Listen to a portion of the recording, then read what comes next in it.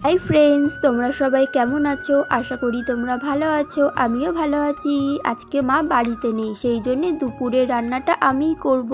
আর আমি বেগুন ভাজা করব আর চিকেন করব আজকে।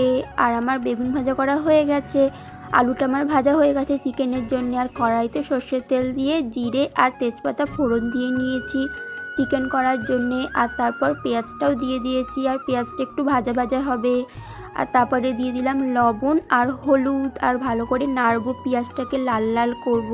দেখো, তারপরে আমি মশলাটা দিয়ে নিলাম, ভালো করে কষাতে হবে মশলাটা দিয়ে।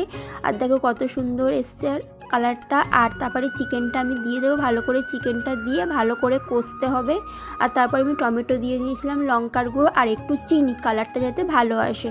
আর ভালো করে কষিয়ে নিয়ে আলুটা দিয়ে দিলাম, ভাজা আলুগুলো। আর তারপরে জলও দিয়ে দিয়েছিলাম। আর তারপরে আমি গরম মশলা ছড়িয়ে রান্নাটা নামিয়ে নিলাম। দেখা হচ্ছে পরের ভিডিও।